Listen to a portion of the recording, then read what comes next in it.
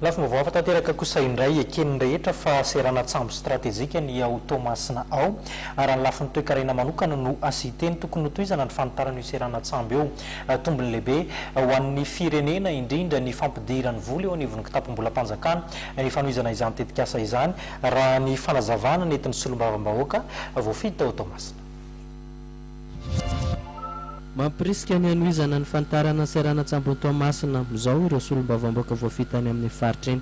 Valin-kafatra ao ny fikambanana teraka Tomasina mivondrona ao fikambanana adopte ny zao nentin'ireo solombavambahoaka izao. Milaza tokoa moa ny adopte any alarbitra eo fa tokony hitadiavana toerana hafa no hanaovan'io serana tsambo io fa tsy ao ny misy azy ankehitriny. Raha ho an'ireto solombavambahoaka reto dia fanohitra ray lehibe ho an'ny fampandrosoana Tomasina ary ho an'ny Madagasikara ray manontolony mihitsy ny fanotarana ity serana tsambo ity ka tokony tsy ho tontoinina na ampidirana resaka politika. Izany serana tsambo zany na manahona ilain'ny firenena anankiray indrindrandrindra nosotra antsika ity.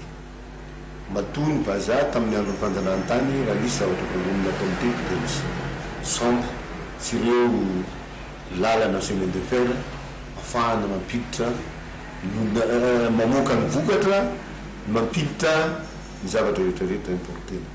Mazava ho azy zany fa dia zay le fifanaraisarana le ara commercial.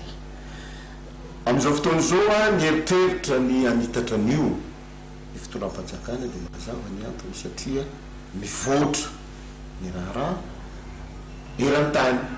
Tsika tsy afaka milonona fotsiny eto amin'ny maha firenena malagasy atsika amin'ny mahanosy atsika fa tsy maintsy mifandray amin'ny anivelany. Ny fomba ray ahafahantsika mifandray amin'ny anivelany dia ny serana tsambo sy ny mazava ho azy ny lafiny fiaramanidina. Fa eto serana tsambo resahana tiana tenena mahita zay fa fanitarana an'io dia vao meka ahitantsika retombé économique et social goavana dia goavana zay tsy tamboisain satria amin'izay fotoana zay tsy carrefour ho an'ny firenena vitsivitsitsony ny serana ny tsambony Tomasina na i Madagasikara le seranana surtout fa au niveau de l'océan Indien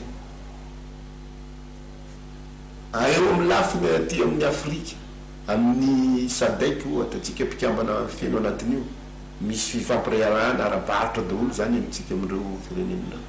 Raha ny fandarana asa fanjakana dia tetetika asa fanitarana serana tsambo ity no anisan'ny lehibe ka hitondra fampandrosoana ho an'ny firenena.